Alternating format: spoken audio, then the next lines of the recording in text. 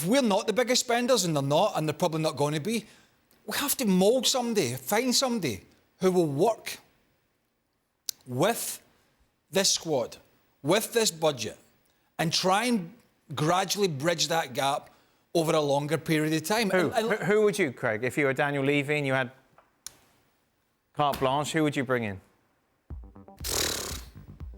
I wouldn't go back to Pochettino. I just never think it's good to go back.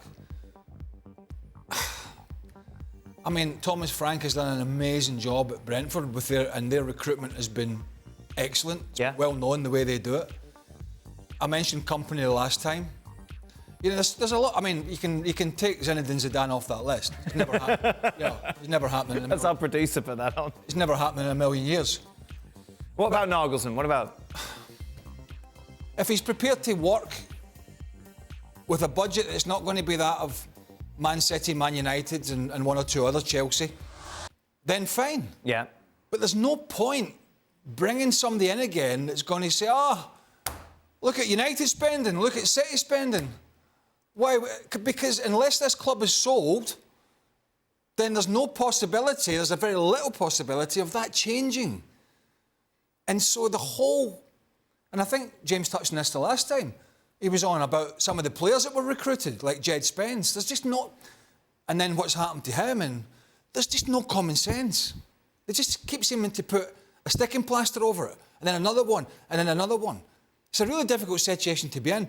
But if they're not going to be big spenders, which they are not, they have to find somebody that's working to work long-term with that budget. Something that you just said and something that Frank brought up as well.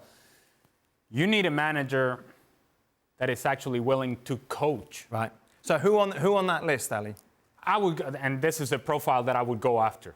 A guy like Vincent Kompany. Right. Who would be excited about this opportunity, that would be excited about this challenge, that this is not a project that he already has a headache about. It's actually a headache that he wants. It's an excitement that he's working for. It's a position that would be, I think, certainly a step up for him, but something that would challenge him to coach, to manage, to actually get out on the field, and how can I make this play better? How can I make that player better? How can I make us better?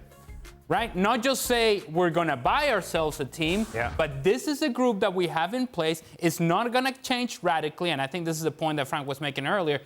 Improving a player. Imagine that the job for a manager is to improve a player. Yes, that's part of coaching. That's part of managing. That's part of getting a group together, putting your ideas into the group, and somehow putting those things together, and then you make a better product.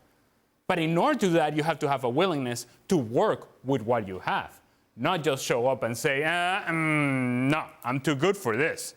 I think that was the approach of Conte. So I would look for a different profile and a guy that would be excited to be there. So a company like has completed a complete 360 at Burnley. You'd be thinking that he could do the same, obviously. Why are you bringing that up, Dan?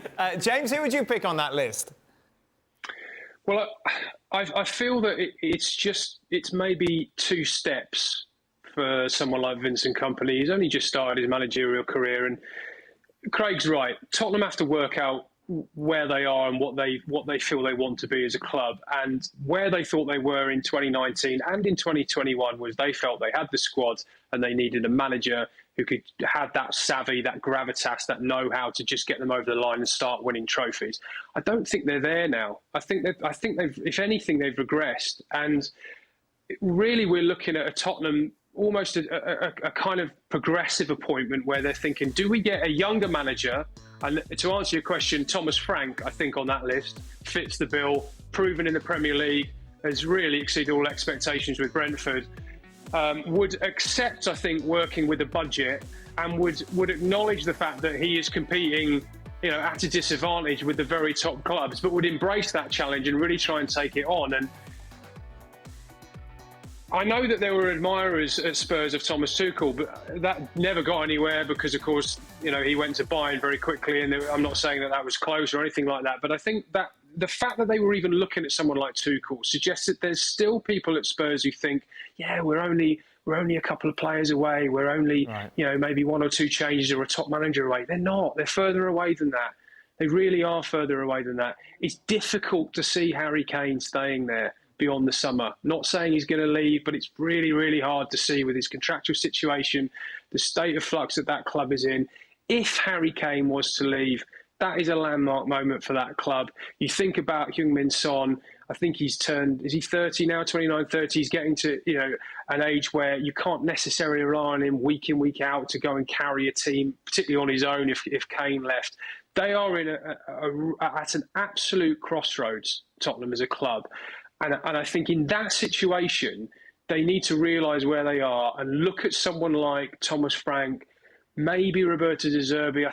Might be a bit early for him, but he's had such a great season at Brighton. You think one of those younger, progressive managers, as I say, able to work within a budget, accept the limitations of the club where they are, and really accept the reality of the situation around them. Thanks so much for watching ESPN on YouTube. And for more sports highlights and analysis, be sure to download the ESPN app. And for premium content and live streaming, subscribe to ESPN Plus.